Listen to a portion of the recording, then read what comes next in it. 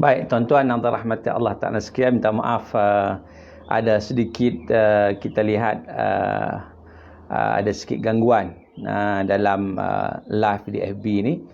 Namun begitu, Alhamdulillah kita dapat kembali meneruskan perbincangan kita, insya-Allah, untuk kita meneruskan perbincangan kita dalam di surau Al-Barakah ini, untuk kita meneruskan perbincangan tentang sesuatu ataupun isu yang berkaitan dengan ibadah korban. Baik, tuan-tuan yang dirahmati Allah Subhanahu Wa Taala sekalian, insya-Allah harap tidak ada gangguan selepas ini, sebab saya tengok tadi macam ada sedikit gangguan, dan harap-harap semuanya berjalan lancar. Baik, ada sedikit masalah dalam mengemudikan live pada hari ini, namun kita cuba juga, Alhamdulillah berjaya. Baik Ustaz Basri, okey ya? Okey, Alhamdulillah. Okey, baik. Tuan-tuan yang dirahmati Allah Ta'ala sekian, pada kali ini insya-Allah kita nak bicarakan tentang ibadah korban. Jadi macam biasa, bagi sesiapa di kalangan para sahabat sekalian yang mempunyai sebarang persoalan yang berkaitan dengan ibadah korban, hikmah, apa juga yang nak tanya hukum hakam, anda boleh mengemukakan soalan melalui kita kata melalui ruang komen yang ada itu, kan? Jadi insya-Allah mudah-mudahan kita dapat membincangkan sesuatu yang dapat memberi manfaat kepada kita, sebab tak lama lagi kita akan menyambut Hari Raya Korban. Tak lama lagi, tuan-tuan. Dan Hari Raya Korban ni dalam konteks Islam ni, dia lebih besar, disebut sebagai disebut sebagai Al-Aidul Akbar, Hari Raya besar. Nak banding dengan Aidul Fitri, Aidul Fitri itu lebih kecil kalau ikut dalam konteks hukum syarak. Maka dengan sebab itu, apakah sebalik Hari Raya Haji atau Hari Raya Korban itu yang disifatkan sebagai Aidul Akbar itu, yang disifatkan sebagai Hari Raya besar, sudah tentu ada dia punya intipati dia yang sangat-sangat utama untuk kita laksanakan bersama-sama. Baik, tuan-tuan yang dirahmati Allah, macam saya sebut tadi bahawa perbincangan kita pada tengah hari ini lebih, kalau boleh, santai lah, santai. Dalam musim PKP ni kita tahu ramai yang stres, ramai yang berada di rumah, yang bekerja di pejabat pun tak ramai. Tapi apapun, insya-Allah semangat pengorbanan itu tetap ada dalam kehidupan kita. Ini juga satu pengorbanan sebenarnya dalam kita menghadapi wabak penyakit yang masih lagi tidak selesai, kan? Baik, apapun tuan-tuan, kita balik kepada perbincangan kita tentang ibadah korban. Sebenar ibadah korban, sebenar raya korban yang akan datang tidak lama lagi, tuan-tuan.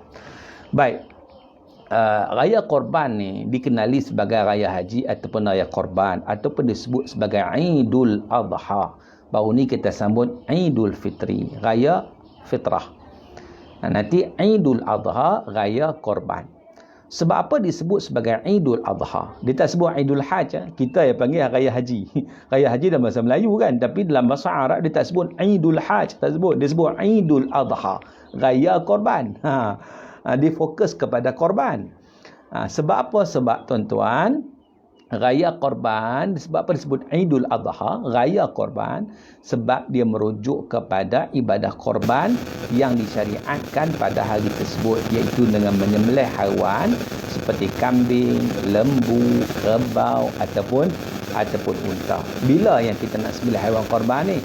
Penyembelihan korban dilakukan setelah selesai solat Aidul Adha pada 10 Zulhijjah dan masih diteruskan pada hari-hari tasyrik 11, 12, 13 Zulhijjah. Dan kaedah pembahagian daging korban ialah sepertiga diberi kepada fakir miskin, sepertiga diberi kepada jiran dan sahabat handai walaupun kaya, dan sepertiga adalah untuk kegunaan orang yang melakukan korban. Dan daging korban disunatkan diberi dan disedekahkan secara mentah tanpa dimasak, berbeza dengan akikah. Baik, Tuan-tuan yang dirahmati Allah Ta'ala sekalian, bahkan sebelum sampai kepada kemuncak 10 Zulhijjah yang disebut sebagai Raya Korban itu, sebenarnya kalau kita lihat kepada apa yang dibincangkan oleh para ulama, awal bulan Zulhijjah merupakan bulan ataupun waktu-waktu yang sangat-sangat memberi kebaikan kepada kita dalam konteks pelaksanaan ibadah. Berdasarkan apa yang disebut dalam Al-Quran, wal fajr walayalin ashar, demi waktu fajar dan demi malam yang 10. Para ulama ketika mana membahaskan, kita melihat kepada tafsiran Ibnu Kathir dalam tafsir Al-Quranil Azim sebagai contohnya, bila sebut walayalin ashar merujuk kepada hari 10. 10 itu merujuk kepada awal 10 Zulhijjah, 1 sampai 10 Zulhijjah. Maknanya tuan-tuan, selain daripada kita baru ni, kita dah melalui satu, kita kata 10 yang terakhir Ramadan. Itu satu waktu yang sangat-sangat hebat dari sudut kedudukannya di dalam Islam. Sebenarnya, di samping 10 terakhir Ramadan, kita jangan lupa bahawa 10 awal Zulhijjah juga merupakan satu waktu yang sangat-sangat istimewa. Sebab itu para ulama tafsir menafsirkan bahawa maksud walayalin ash itu dalam surah Al-Fajr merujuk kepada 10 awal Zulhijjah, dan disebut dalam hadis Nabi SAW, hadis yang sahih.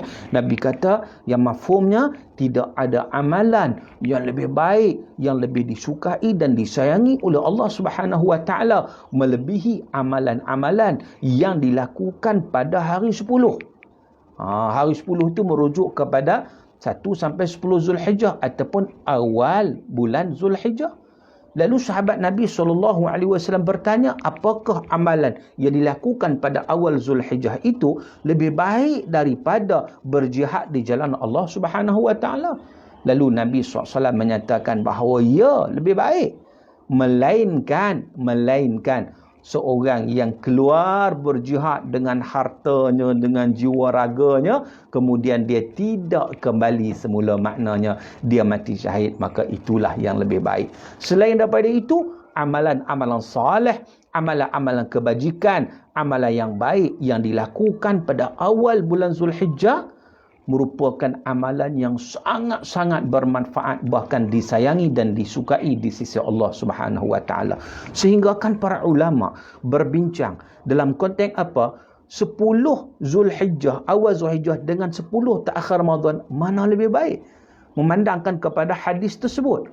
Maka di situ tuan-tuan yang dirahmati Allah, sebagian ulama menyatakan begini, win-win situation. Maknanya kalau melihat kepada malam 10 yang terakhir Ramadan lah, sebab ada padanya Lailatul Qadar. Tetapi merujuk kepada waktu siang, maka 10 awal Zulhijjah itu merupakan waktu yang terbaik. Baik. Tuan-tuan yang dirahmati Allah Ta'ala sekalian. Baik, kita alu-alukan sahabat-sahabat yang mengikuti perbincangan kita. Nur Aini, Alhamdulillah. Ustaz Basri dia kata apa yang boleh dilakukan bagi orang yang dah daftar ibadah korban tahun ini sebelum sampai tarikh Hari Raya Korban. Siapa-siapa yang dah daftar, saya umumkan bahawa Bank Rakyat melalui Surau Al-Barakah menyediakan perkhidmatan untuk melaksanakan ibadah korban. Kita tahu ni susah kan. Kita tahu macam tahun lepas juga dengan COVID-19 ni banyak dia punya kekangan dia, surau masjid belum tentu boleh buat, tak boleh buat kan. Jadi maknanya kita serah kepada pihak Bank Rakyat yang insya-Allah akan melaksanakan ibadah korban bagi kita. Lembu akan dilaksanakan di Malaysia. Kalau kambing akan disembelih di Australia dan dagingnya akan dibawa untuk didistributkan kepada fakir miskin. Jadi sesiapa yang nak melaksanakan ibadah korban pada tahun ni, segera untuk kontak Surau Al-Barakah Bank Rakyat. InsyaAllah anda dapat melaksanakan dengan sebaik mungkin. Baik, jadi soalan oleh Ustaz Basri ni kata apa yang boleh dilakukan bagi orang yang dah daftar ibadah korban tahun ni sebelum sampai tarikh Raya Korban. Sebelum sampai tarikh raya Korban ni, maknanya niat yang kita laksanakan, yang kita dah daftar tu, kita dah dapat pahala di sisi Allah Subhanahu Wa Taala. Cuma nak buat apa? Kita tak buat apa lagi lah, melainkan setelah bila sampai kepada awal bulan Zulhijjah macam saya sebut tadi.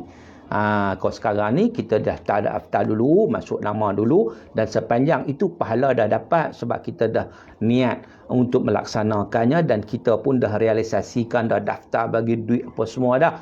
InsyaAllah tuan-tuan, mudah-mudahan terlaksana. Satu. Yang kedua, apa kita nak buat? Kita tak perlu buat apa-apa, kita tunggu je. Tunggu sampai bila? Sampai kata Nabi SAW, "Idza ra'aitum hilala dzal hijjah." Sampai kepada hadis yang disebut dalam hadis Nabi SAW, "Idza ra'aitum hilala dzal hijjah wa arada ahadukum an yudhahi falyumsik an sya'rihi wa adhafirihi aw kama qala."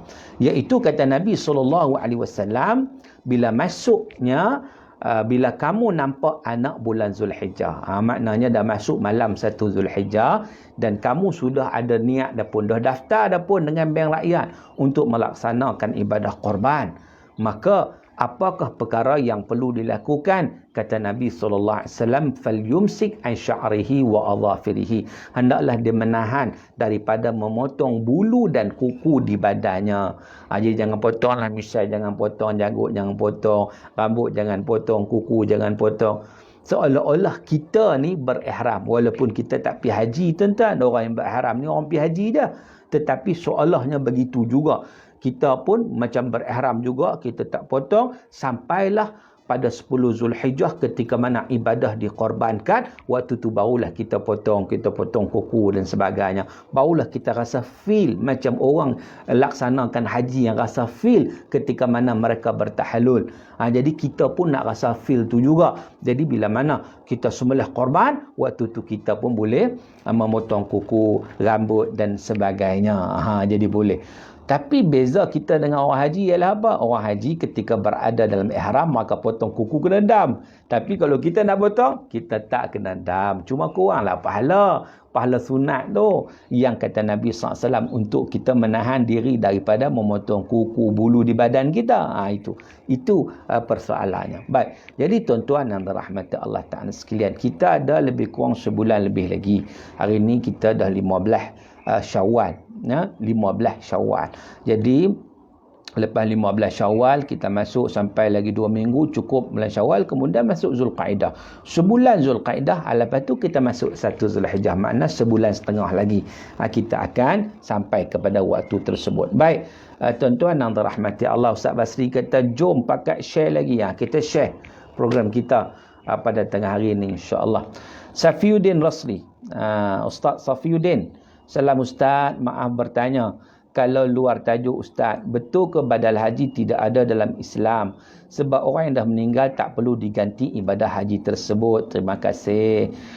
Sama-sama ya. Jawapannya tak betul. Tak betul. Badal haji memang disyariatkan berdasarkan kepada hadis Nabi SAW. Dia badal haji dia begini. Dia macam kita hutang dengan Allah Subhanahu Wa Taala. Bukan semua orang kena badal haji. Itu kita kena ingat ya. Tak semua orang kena badal haji. Yang disebut oleh para fuqaha, para ulama tentang badal haji berdasarkan hadis Nabi SAW, iaitu ada kalanya wajib, ada kalanya sunat. Badal haji ni nak kata dia tak ada, itu tak betul. Yang berbincangan ulama ni badal umrah, itu sungguh badal umrah ni dia tidak ada dalil. Cumanya ijtihad di kalangan ulama qiyas kepada badal haji, maka khilaflah. Tetapi badal haji tidak ada khilaf tuan-tuan, memang dia disyariatkan. Cuma kewajipan badal haji tu, dah orang meninggal nak buat apa lagi? Baik tuan-tuan, saya nak tanya, kalau orang meninggal dia tinggal puasa, dia kena qada tak? Dia nak qada macam mana? Sebab dia dah mati. Ya betul, dia tak payah qada. Waris dia ada dua pilihan, kita tahu. Sama ada waris dia qada ataupun bayar fidyah. Sebab apa? Sebab dia bertanggungjawab untuk puasa. Waktu bulan puasa dia hidup lagi, dia bernafas lagi.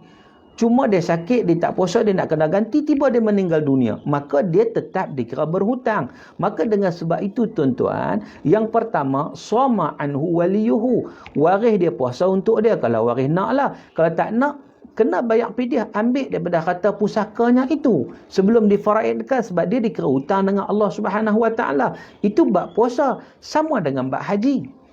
Sama dengan bab haji. Bab haji ni begini, ada orang waktu hidup dia mampu pergi haji. Dia mampu pergi haji. Satu dunia dia pergi. Ini bukan musim Covid lah. Musim Covid kita ada pengecualian. Memang sekarang ni kita tak mampu. 2 tahun ni kita tak mampu. Tahun lepas tak mampu. Tahun ni pun tak mampu. Ada golongan yang sangat-sangat terhad. Okey, kita cerita waktu lain. Dulu-dulu ni. Katakan dulu-dulu ni kita dah mampu nak pergi haji. Dah dapat pun tawaran daripada tabung haji. Kan dapat dah, naik nama dah. Tapi rasa macam tak ready lagi lah. Sedangkan sebab apa? Sebab dia rasa aku ni nak pusing dunia dululah. Nak pusing dunia lu, haji ni biarlah sekali aku nak bertobat kepada Allah. Itu cara dia. Aku nak pergi Amerika dulu, aku nak pergi Europe dulu, aku nak pergi Rusia dulu. Tuan-tuan, dia pun pergi merata tempat. Dia pergi merata tempat, dia pergi Rusia, dia pergi Europe, dia pergi China, dia pergi Jepun, apa semua. Lepas tu baru nak pergi haji. Dia dah mampu dah pun, cuma dia menangguhkan haji. Tiba-tiba mai Covid. Bila mai Covid, alamak nak pergi haji tak boleh. Pap dia kena positif Covid, hantar pergi Sungai Buloh, hospital Sungai Buloh. Bila hantar pergi, tiba-tiba tak macam mana sesak nafas masuk zon kritikal. Masuk zon kritikal, kena bantuan pernafasan. Bila bantuan pernafasan pun nampak minta nak pergi lalas kali, doktor pun buat ginilah, minta video call dengan anak beranak lah, pakai video call apa semua. Dan dalam video call itu sempatlah minta maaf apa semua, dia pun menghembuskan nafas yang terakhir. Tuan-tuan, dalam keadaan dia mampu pergi haji tapi dia tak pergi. Tuan-tuan kena ingat. Maknanya dia punya kewajipan tidak terlepas. Dia kena berhutang dengan Tuhan, dia berhutang dengan Allah Subhanahu Wa Taala. Maka di sini datangnya kewajipan badal haji. Maka dengan sebab itu, waris kena ambil harta pusaka yang ditinggalkan. Sebab dia orang mampu. Cuma dia tak pergi haji. Itu masalahnya. Dia mati dalam keadaan dia tidak menunaikan ibadah haji. Sedangkan dia mampu nak pergi haji. Cuma dia menangguh. Sampailah dia menghembuskan nafas yang terakhir. Maka pada ketika itu wajib diambil harta pusakanya sebelum difaraidkan untuk dibayar hutang tersebut, disebut sebagai buat badal haji. Tang dosa tetap dia dosa, itu dia dengan Allah Subhanahu Wa Taala. Sebab dalam hadis juga menyatakan sesiapa yang mampu tapi saja tak mau pergi haji, tapi dia mampu saja tak mau pergi, menangguh-nangguhkan, tiba-tiba dia mati, kata Nabi SAW, dia boleh pilih sama ada mati Yahudi atau Nasrani. Wal'ayyazubillah. Walaupun hadis itu hadis yang daif, tetapi ia menjadi satu pengajaran yang besar kepada kita tentang perkara tersebut. Baik, jadi tuan-tuan, maknanya dia dikira hutang dengan Allah Subhanahu Wa Taala, maka kena bayar hutang tersebut. Itu nama dia badal haji. Wajib tuan-tuan. Baik. Tetapi keadaan kedua, orang yang masa hidup dia memang tak mampu nak pergi haji. Masa hidup dia tak mampu nak pergi haji. Dia ni bukan orang senang. Dia ni memang kadang masalah kesihatan ada, masalah kewangan ada. Kemudian dia meninggal dunia dalam suasana memang dia tak berkemampuan pergi haji. Maka adakah wajib ditunaikan badal haji kepadanya? Tidak. Tapi kalau waris nak bantu, ahlan wa sahlan. Ahlan wa sahlan, dialu-alukan. Boleh. Badal haji. Baik. Itu konsep badal haji. Dia kira sunat, dapat pahala sunat dalam keadaan kawan tadi yang tak mampu. Tapi waris nak tolong buat. Cuma bila nak buat badal haji ni, saya cuba ingatkan juga kepada sahabat-sahabat sekalian, berhati-hati. Sebab hari ni dalam musim Covid ni pun ada syarikat-syarikat yang tawar badal haji. La ilaha illallah. Badal haji apa? Orang nak pergi haji pun berapa orang ya? Tak ramai pun, bukan boleh sewenang-wenangnya nak pergi haji. Tiba-tiba tu dia iklan daripada Perlis sampai ke Sabah, badal haji. Cepat-cepat 1,500, 1,700. Tuan-tuan, ini boleh dikatakan macam scammer jugalah. Pembohongan. Mungkin syarikat tu dia kata, tak, dia bagi sungguh ni, penduduk Mekah yang buat ni. Tuan-tuan, penduduk Mekah pun tak sewenang-wenang yang boleh buat haji dalam musim Covid ni, tak dibenarkan. Mungkin dia ditipu sebenarnya. Kita tak kata dia menipu, cuma dia kutip duit, dia bagi pada wakil di Mekah tu masuk dalam poket dia. Itu yang berlaku sebenarnya. Kan?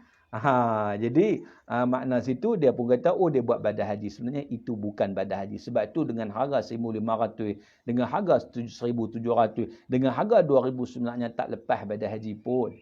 Tak lepas pun. Sebab tu yang kita dapati rupanya banyak sedikit. Sebelum-sebelum ni pun, kalau bukan musim Covid pun banyak sedikit sebenarnya. Hingga kan ada orang yang memang duduk di sana ni, dia buat bisnes itu je. Dia buat badal haji ni, dia seorang dia buat untuk 10 orang, 20 orang, 50 orang. Nak sah macam mana? Memang tidak sah. Memang tidak sah. Sebab tu kita kena berhati-hati dalam konteks memberi badal haji ni. Dan kalau boleh waris buat sendiri lagi afdal, lebih baik. Tapi dengan syarat dia sudah pergi haji lah. Dilaksanakan haji. Ataupun dia bagi kepada orang yang benar-benar dipercayai. Mahal sikit tak apa tuan-tuan, tetapi benda tu terlaksana. Jangan dok cari murah. Orang kita hari ni cari murah aja. Macam cari lembu juga cari murah aja. Nak buat korban cari yang murah. Akhirnya lembu dengan kambing tak lebih beza, lebih kurang aja. Jadi korban kat mana? Apa arti pengorbanan tuan-tuan? Sebab itu kita nak menghayati hikmah di sebalik ibadat korban. Dia bukan semata-mata kita korban. Tetapi kalau kita lihat ibadah korban ni disyariatkan pada tahun kedua hijrah.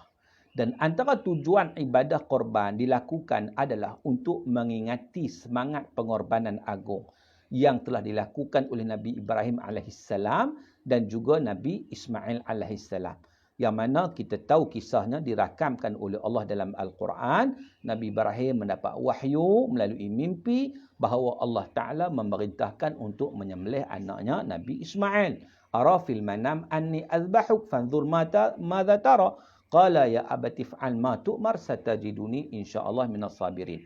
Jadi dirakamkan oleh Allah Ta'ala dalam Al-Quran bagaimana Nabi Ibrahim bermimpi untuk menyembelih anaknya. Itu merupakan wahyu daripada Allah Subhanahu Wa Ta'ala. Dengan kekuatan, keimanan dan semangat pengorbanan yang tinggi yang dimiliki oleh Nabi Ibrahim menyebabkan baginda bertekad dengan sepenuh hati untuk melaksanakan perintah Allah Subhanahu Wa Ta'ala tersebut. Maknanya dia tidak teragak-agak untuk melaksanakan ibadah korban. Dan anaknya Ismail pun bila ditanya fanzur madza tara. Anaknya Nabi Ismail pun walaupun waktu tu muda lagi juga, Nabi Ismail waktu tu tak teragak-agak juga dalam memberi persetujuan di atas perintah Allah. Qala ya abati fa'al ma tu'mar. Wahai bapa kesayanganku, laksanakan apa yang diperintahkan oleh Allah. Satajiduni insyaallah minas sabirin. Insyaallah ayah akan menyaksikan daku daripada golongan yang sabar. Jadi itu kekuatan pengorbanan ni dia bukan senang, dia perlu kepada kesabaran yang tinggi. Sebab itu tuan-tuan, orang yang dia melaksanakan pengorbanan dia ada kesabaran. Sebab tu dengan kesabaran itu dia mampu menghadapi apa juga ujian dan cabaran, termasuklah ujian Covid yang berlaku pada hari ini. Tuan-tuan yang dirahmati Allah, berbekalkan semangat pengorbanan yang tinggi kepada Allah, Nabi Ibrahim dan Nabi Ismail alaihissalam bersedia untuk melaksanakan perintah Allah. Lalu Nabi Ibrahim pun meletakkan pisau yang tajam di leher anaknya untuk sembelih. Pada saat itu juga Allah Ta'ala menunjukkan kekuasaan dan keagungannya dengan Allah menggantikan Nabi Ismail dengan kibash untuk disembelih oleh Nabi Ibrahim alaihissalam. Itulah sejarah ringkasnya. Bermula dari sejarah inilah ibadah korban dilaksanakan dan Nabi SAW meneruskan ibadah korban dan ia menjadi satu amalan yang dilaksanakan pada setiap hari raya Idul Adha dan juga pada hari-hari tasyrik 10, 11, 12, 13 Zulhijjah. Allah Subhanahu Wa Ta'ala sebut dalam surah Al-Kautsar ayat 2, fasalli li rabbika wanhar, dan tunaikanlah solat semata-mata kerana Allah dan laksanakanlah ibadah korban. Dan dalam sebuah hadis yang diriwayatkan oleh Imam At-Tirmizi dan Al-Hakim, Nabi SAW bersabda yang bermaksud tiadalah ataupun tidaklah melakukan seorang anak Adam sesuatu amalan pada raya korban yang lebih disukai oleh Allah daripada menumpahkan darah, maknanya menyembelih korban. Sesungguhnya haiwan korban itu akan datang pada hari kiamat dengan tanduk, bulu dan kukunya, dan sesungguhnya darahnya yang jatuh di sisi Allah pada satu tempat kemuliaan lebih dahulu dari jatuh ke bumi. Maknanya dia akan mendapat pengampunan daripada Allah Subhanahu Wa Ta'ala. Dia dapat bila mana dia dapat kebaikan, kemuliaan di sisi Allah Ta'ala. Belum sembelih tu darah tak jatuh lagi ke bumi, dia dapat dah kebaikan, kemuliaan. Maka dengan sebab itu tuan-tuan, ibadah korban ni satu ibadah yang sangat-sangat dituntut. Bahkan dia juga sebagai satu ibadah yang memberi, kita kata, hubungan, bukan takat hubungan kita dengan Allah Ta'ala, tetapi hubungan kita dengan manusia. Sebab itu kita sembelih korban bukan untuk kita makan. Ada orang ni sembelih korban buat kenduri dia, kenduri anak dia, seekor lembu tu tak jadi. Dia tujuan kita korban ni untuk kita sedekahkan dagingnya kepada fakir miskin. Dan di samping itu ia juga merupakan simbolik ke arah semangat pengorbanan dan semangat jihad yang perlu ada pada setiap individu Muslim. Orang yang akan memperoleh keridaan Allah dan yang akan dapat mencapai kecemerlangan dunia dan akhirat ialah mereka yang sanggup berkorban masa, tenaga, wang ringgit dan jiwa raga di jalan Allah Subhanahu Wa Taala. Tak cukup hikmah korban ni, tak cukup dia sembelih korban je, ada duit sembelih korban. Bukan sekadar itu. Kalau setakat dari itu, orang kaya senang, dia embut 10 ekor lembu dia sembelih. Setakat tu je. Sebab itu kita lihat simbolik semangat pengorbanan yang ada di sebalik penyembelihan ibadah korban itu. Sebab itu kalau kita lihat bagaimana yang jadi satu persoalannya tuan-tuan, ada orang pada hari ini dia sanggup melakukan ibadah korban, sembelih seekor lembu, 2 ekor lembu sebagai tanda taat pada Allah. Tapi dalam masa yang sama dia tak sanggup berkorban dalam mentaati perintah Allah dalam perkara yang berkait dengan hukum hakam agama yang lain. Dia tak sanggup berkorban untuk menunaikan solat 5 waktu dengan sempurna. Tak sanggup berkorban untuk tutup aurat. Tak sanggup berkorban untuk duduk dalam majlis-majlis ilmu. Tak sanggup berkorban bahkan masih lagi berguluman dengan maksiat dan perkara-perkara yang diharamkan oleh Allah, menipu, rasuah, judi dan sebagainya. Maka mengapa berlaku seumpama itu? Kerana dia tidak faham isu semangat pengorbanan yang perlu ada dalam pelaksanaan ibadah korban. Sebab itu tuan-tuan, dengan semangat pengorbanan yang ada pada musim perayaan Aidil Adha, sama-samalah kita bermuhasabah. Sama-samalah kita menilai kembali tindak tanduk dan perbuatan kita seharian agar ia selari dengan kehendak dan ajaran Islam. Kita hendaklah bersedia melakukan pengorbanan semata-mata mencari keridaan Allah Subhanahu Wa Taala. Korbankanlah waktu yang ada dengan dimanfaatkan untuk mentaati segala perintah Allah. Korbankanlah juga keinginan nafsu syahwat yang mendorong ke arah kejahatan dengan meninggalkan segala larangan Allah Subhanahu Wa Taala. Dan musuh utama kepada pengorbanan yang hendak dilakukan ialah syaitan dan hawa nafsu. Dan syaitan dan hawa nafsu ni berusaha menipu manusia dengan perasaan sayang yang berlebihan pada wang ringgit. RM700 nak bagi satu bahagian korban, bukan seekor lembu tuan-tuan, satu bahagian baru RM700. Berasa mahal. RM800 rasa mahal. Dia takut rugi. Kan? Dia takut nak buat amalan kebajikan tu dia rasa macam rugi. Inilah tipu daya syaitan, tipu daya nafsu. Kerana apa? Kerana sesungguhnya syaitan itu adalah musuh kamu. Fattakhiduhu aduwa, kata Allah. Ambillah dia, anggaplah dia sebagai musuh. Kerana syaitan itu nak mengajak golongannya supaya menjadi penghuni neraka. Jadi tuan-tuan yang dirahmati Allah, nampaknya kita sudah berada di akhir bicara, masa tak mengizinkan pada kita. Dah masuk waktu zuhur, kita nak salat zuhur tuan-tuan.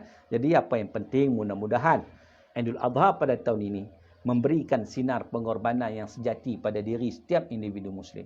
Kita akan berusaha apa sahaja demi melakukan pengorbanan dalam mencari keridaan Allah Subhanahu Wa Taala dan kebahagiaan yang hakiki di dunia dan juga di akhirat. Dan tunjukkanlah pengorbanan kita itu sekurang-kurangnya dengan kita melaksanakan ibadah korban. Dan tuan-tuan, saya sebut sekali lagi, surau Al-Barakah Bank Rakyat melaksanakan ibadah korban untuk tuan-tuan dan perempuan sekalian, sama ada lembu ataupun kambing. Jadi segeralah anda menghubungi surau Al-Barakah Bank Rakyat untuk pelaksanaan ibadah korban yang seterusnya. InsyaAllah, mudah-mudahan ibadah kita diterima di sisi Allah Subhanahu Wa Taala. Sekadar itulah sedikit perbincangan kita pada tengah hari ini. Saya ucapkan terima kasih kepada semua yang mengikuti perbincangan kita. Walaupun dalam suasana yang lain tadi tak apa nak okey kan, tapi alhamdulillah akhirnya kita dapat bersiaran. Alhamdulillah. Mudah-mudahan sedikit perbincangan kita ini diberi manfaat dan bertindaklah dari sekarang. Yang mana belum daftar, daftar segera untuk melaksanakan ibadah korban dengan bank rakyat, insya-Allah. Sekadar itu, apa yang baik datang daripada Allah. Salah-salah saya pun maaf sekian. Aqulu qauli hadza wa astaghfirullahal azim li wa lakum. Wabillahi taufiq wal hidayah. Wassalamualaikum warahmatullahi wabarakatuh.